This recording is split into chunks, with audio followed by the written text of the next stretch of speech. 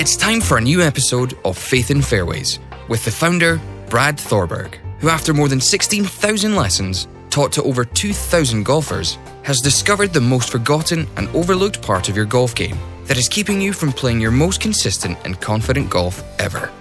Now, here is your host, Brad Thorberg. All right. Another week. What a week it's been. Had 4 clients shoot career rounds, and we're going to talk about one of them here today as we dive into how par ruined your golf game. Par is ruining your golf game on the scorecard. It's an epidemic I see with all my clients, and we're going to dive into that. So first of all, welcome, my fellow golfers, members of the Birdie crew. Glad you're tuning in this week. So how has par ruined your golf game? I believe it has sabotaged so many golfers right out the gate as they're learning this game, as they're trying to get better, because they see that stupid score of par. And the reality that most of you don't realize is less than 1% of the golfers across the world can shoot par. Less than 1% of all the golfers in the whole world can shoot par. But yet we stare at par on the scorecard and we create these expectations of where we think we should be based on what the scorecard says, based on comparing ourselves to that one good golfer we know at the club or that's in our group. But we kind of become, basically sucked into this vortex of comparison, all led by the stupid scorecard that shows par. And the reality is most of you aren't there. But what that does is it creates so much frustration that doesn't need to be there. It creates so much unnecessary pressure that just gets you making poor decisions out there and pressing and stress and going for shots you should not be going for, but you feel you have to because you see where par is. And to get even close to that score, you now feel like you have to make this great shot. And then when you don't, you feel like you got to make an even greater shot. And there's just so much pressure built up. And when we get pressure in the body, we get tense, we get quick, and our faults show up even worse. And we start to have some really bad misses, and that's when things spiral. So par on the scorecard has done you wrong. For the vast majority of you listening, it's a horrible, horrible thing, which is why I came out with my code to breaking 90, forget par. This takes me back. I have a few stories. The first one was my senior year of high school golf. I shared about my 7-putt my senior year. I went on to finish 5th and go to state, but the team missed going to state by 1 shot. But what you don't realize is our number 2 golfer that year, he didn't make it to districts because he got an MIP before districts. So we had to bring up our top player from JV. And that guy had never shot 90 or better in his life. So I remember going into the practice rounds with him, and what I did is I took the scorecard and I scribbled out what par was, and I changed par to bogeys. And I said, here's what your new par is. Look at each hole, and par is now bogey. Your new par is bogey. That's all you're trying to do, because we're trying to break barriers, guys. So it just depends on where you're at. Maybe you're just trying to break 100. If you're just trying to break 100, you need to go to that scorecard, scribble out all the pars, because you don't need to worry about them. They just make you make poor choices. Scribble out all the pars. You can go in there and make all the holes bogey.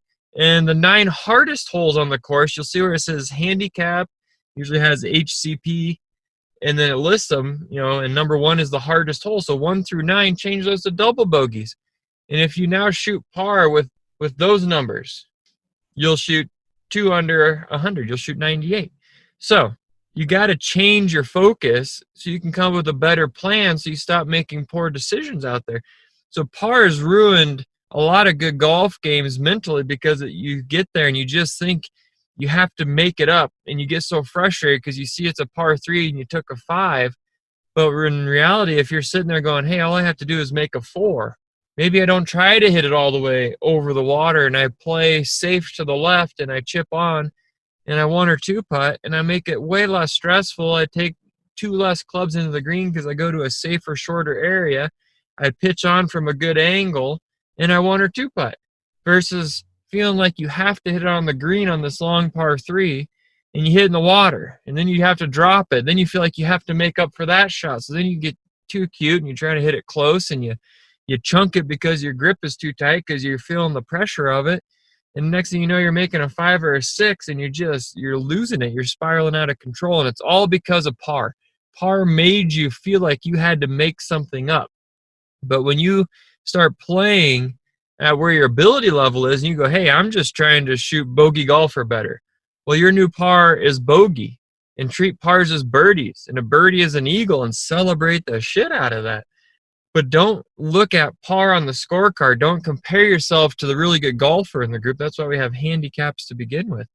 So that's how par is ruining that golf game. So you got to, one, know what's your expectation versus your ability level, and you got to get those in line with each other. So if your ability level and your goals right now is to consistently break 90, you need to say, hey, here's the easiest hole on the course. I need to par that. The rest I can bogey. I shoot 89. Stop looking at par. Change what par is on the scorecard. So back to my high school buddy, Matt. We went into that and we changed that out. And I said, just treat it this way. Don't feel like you have to hit these longer clubs you struggle with. We plotted around the course and talked about it. And I think I did about 5 or 6 holes that afternoon with him. And then before districts, I went and took his card and I said, hey, here's what you're trying to get on each of these holes. And I kid you not, he carded an 88, the first time he'd ever shot in the 80s in competition in his whole life as a senior. I mean, this guy was an unbelievable athlete. He had full rides to like Harvard, Iowa, Nebraska for wrestling. Took a full ride scholarship for academics to University of Nebraska. But golf just wasn't his game. He didn't practice it a lot and so forth. But he was a good athlete. But really, he got caught up in par and trying to make things happen that he wasn't capable of doing, choosing harder shots that he shouldn't have been choosing when his whole goal was to just break 90. And I told him, hey, if you break 90, that's unbelievable. We actually ended up using his score because we used the 4 best out of 5 in the state of Nebraska at districts and state. And we ended up using his score as the 5 guy that day. Another one was, career round. Just in the last week, Lois, she had a career 9, and then she followed it up with a career 18. And we've been working on the code to breaking 90, 30, 30, and 5, although she ramped it up to 30, 30, and 3. But we've been working on the code to breaking 90 all summer, guys. And this is key, is it took her probably 8 to 12 weeks to slowly start getting into a place where she really looks at the golf hole and goes, hey, on this par 5, I get 5 shots. And start making easier club selection. Start going driver, and instead of trying to hit a 5 hybrid, going 7 iron, pitch and run to the middle, 1 or 2 putt for an easy bogey, move on. And it took that long to start trusting it and being more consistent with it over the course of every single hole, because it's real easy to say we're going to do that. Then you get out there and you hit a couple bad shots and you see par staring you in the face on the scorecard. And now you feel like you got to do something that you're not really capable of doing, but maybe once in 30, 40 swings. So that is not a high percentage to be doing, especially on a day when you're not doing anything well. Like, that amazes me, is when we're not hitting the ball well, we all of a sudden start trying to make these harder shots that have a very low percentage of pulling it off, even if you're a really, really good player. Like, that just is backwards. That doesn't make any sense. Like, if you're not making any 3-pointers, why step back further and keep shooting? You should probably be passing it off or driving in the lane if you know basketball. It doesn't make sense. But in golf, we feel like we have to make great shots happen after we've hit poor ones, all because we see par on the scorecard. And it just ruins the golf game. But this is going to take time. But the number one thing you can do is start taking your scorecard and just erase. I mean, I know you can't erase, but scribble out where it says par and start writing in what your par should be to start playing golf within the range you're trying to break into. So if you're trying to break 100, change everything to bogey and take the 9 hardest holes, 1 through 9, and change them to double bogey. And start plotting your way through that golf hole, knowing you have that many shots to get your new par. Even though Brad has cracked the code to consistently breaking 90, there are still 3 major mistakes he's found from working with over 2,000 clients that will sabotage your round before you get to the first tee. Head to www.mygolfcode.com now to receive your free guide, where he outlines all 3 faults and provides you with some easy action steps to start playing more consistent golf today. Bogey golfers, change everyone to bogey and try to make a birdie, which would be a par. If you're trying to break 80, same thing. That's 8 over par. So take the 7 hardest holes out there and say, hey, it's okay to bogey these. It's okay to have 7 bogeys today. Or it's okay if I have a double bogey.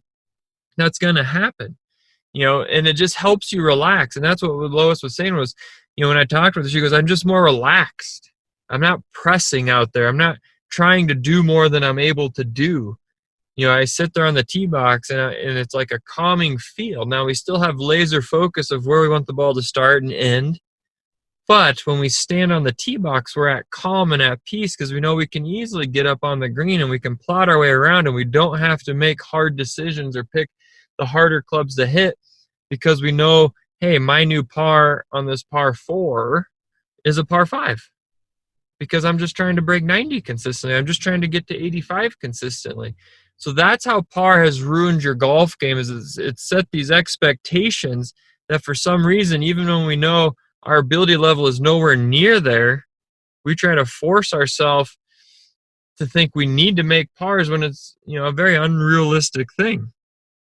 So you have to start changing it on the scorecard. You have to start standing on the hole, looking down there going, hey, I can make a 5 here. That's okay. How am I going to do that? What puts the most confident club in my hand to give me a couple shots to get there? Because if you're just spraying the driver everywhere, if you warmed up correctly, if you tuned in last week and learned how to ooze confidence on the first tee and you now have a plan, and that plan is don't hit driver because I can't hit it anywhere on the golf course, but you can stand there on the par 4 first hole that's only 360 yards and you can go, hey, I can get away with going 5 iron teed up, 8 iron up in front of the green about 20 yards short. I'm just going to pitch and run it to the middle and 2-putt and walk away with a bogey, but give myself a chance at par, which really will feel like a birdie. But when you start plotting your way around each hole, knowing kind of your new score for par, you're going to be so much more relaxed. When you do make a bogey, it's okay because you're expecting it. If you make a double, it's not as big of a deal because you're comparing it to your new par, which was a bogey. It's just 1 over. But when you're sitting there staring at pars and you're making double bogeys, you feel like you got to make something happen. So now you go away from your game plan of really trying to not hit driver too much because you can't control it, and you feel like, I got to hit driver. I got to make something happen. And then it just gets out of control and you start making double, triple, double, and that's how all out of nowhere we just blow up on the back nine, or we blow up out of nowhere and ruin a good round, and we just get so frustrated. And this game is supposed to be fun, but par on the scorecard made it not fun for so many of us because we set the expectation there even though the ability level's not, or we compare ourselves to better players thinking we should be able to do this. Well, if you haven't been practicing, if you haven't got professional help or seen yourself on video, if you're not working on your short game 60-70% of the time when you do practice, you're just kidding yourself if you think you're going to be able to go out there and shoot anywhere close to par. I mean, that takes work. It takes a lot of golf shots. It takes a lot of practice. It takes good mechanics, and that takes time. So know where you're at. Be real with where you're at. If you're consistently scoring in the high 90s, set the goal to just break 90. Change what par is on the scorecard. Start relaxing and plotting your way around each hole, 1 hole at a time, setting the expectation that a 5 on this par 4 is my new par. And you'll be shocked as to how much easier it is to start getting closer and breaking through the barrier. But it's going to take time, because what's going to happen, the pitfalls, like I've seen with some of my clients, I've gone through the code to breaking 90, and even with Lois, is it gets so easy. Here's 2 scenarios. One, you could just bomb a drive right down the middle on a par 5, and you're sitting there thinking, oh my gosh, I don't want to waste this. I could grab my 3-wood and I can get it up on the green and have a chance at eagle. But around the green, there's a pond left and bunkers right, and the pin's tucked behind the pond, and you're pulling a club out that puts you into range of hitting it into some very tough places. Or you could sit there, if you're sticking to the code, you're sticking to the plan you created when you warmed up, you're not letting one good shot or one bad shot dictate that decision. And then you sit there and go, well, I could simply go 8-iron, pitching wedge, and I'm actually ahead because I would hit the green in regulation, and I could 2-putt for par, which would be my new birdie. See how that makes making the smarter decision easier to do? And I'll reverse it. If you hit a bad shot into the trees, and there's this narrow opening where I could just hit this low 5-iron punch and it'll roll right up to the green, but there's a deep pop bunker short right of the green, and you're in the right trees. First of all, when was the last time you practiced a low whistling 5-iron punch shot on the driving range? Because if you haven't been practicing it, what on earth makes you think you're going to pull it off and control the distance? You're either going to pull it into a tree, hit it too high into a tree, you hit it too far over the green and have an impossible shot back. It's probably going to cut a little to the right. You're going to end up in that pop bunker you don't want to be in. So that's where you got to be real with where's your ability level. Have you practiced this shot?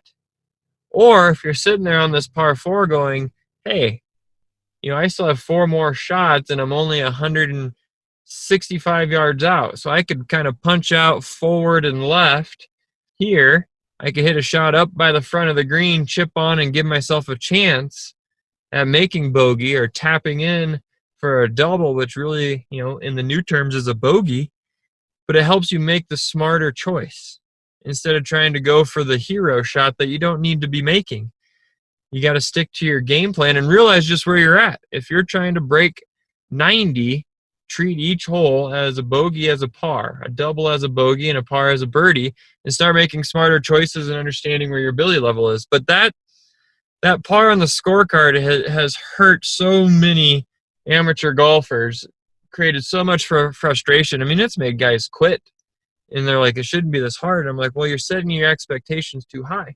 I can tell you, I've been teaching with the company Golf Tech for over 15 years, and they're all about facts. If you haven't been to one, go to one. They're incredible at what they do. Each coach is different. They can coach with their own personality, but everything's based on facts. There's no guessing. There's no, this is what I think you should do. No, this is what we know you should do because we've been around 25 years and we've tested so many amateurs to tour players that we know where you need to be.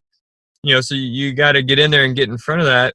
But we know that even with a coach, working with a coach specifically for 1 year, you're on average going to shave 7 to 8 strokes over 12 months. So if you're scoring in the mid 90s and your goal is to be in the 70s and you think you can do it with 1 or 2 lessons, a couple practice sessions early in the spring, and it's going to be your year, you're so far off because it takes more than that. And if you're staring at par on a scorecard thinking this is the year you're going to do that and shoot par, but you haven't taken any lessons under a watchful eye, you haven't been practicing things that are actually moving you forward versus just practicing random things off of YouTube that you have no idea if they're actually going to help your golf game, and you're not even working on your short game, there's no way on earth you're going to go from 90, 95, 100 into the 70s. So you got to be real with where you're at and start setting the scorecard score to be right there at your next breakthrough. You're breaking through that plateau and start plotting your way around each hole with that amount of strokes as your new par. And it'll make golf so much more fun, so much more relaxing. You'll lose less golf balls. You'll start breaking through those scoring plateaus and on to the next one because you're more relaxed. And you're not pressing and making poor decisions and going for the low percentage shots or getting frustrated or giving up so quickly because the person you're playing with is a good player. They're one of the 1% of 1% who can shoot par. But you're not there yet. You can get there. It's going to take work. There's no magic. I've been taught over 16,000 lessons. There's no magic to it. It takes work. It takes guidance. It takes practice. But you can get there, but you got to start being honest with where you're at and change the score on the scorecard, and you'll be shocked as to how much more fun you have, how easy it is to start having career rounds and pushing that lower and lower and lower. And that's how you're going to get to shooting par one day, but you got to stop looking at par on the scorecard to do that. So that is how par has ruined your golf game. This is how to get it back on track and change your mindset. Stay tuned next week. We're going to talk about why a better swing has blown up your score. So maybe you are one of the few who are out there getting lessons, working on your swing. You know it's improved, but now you're not scoring well, even though you know you're making better contact and you have a better swing. Why aren't you scoring better? We're going to dive into that next week, so stay tuned next week. Until then, remember to swing easy, find the good in each shot, and we'll talk to you all soon.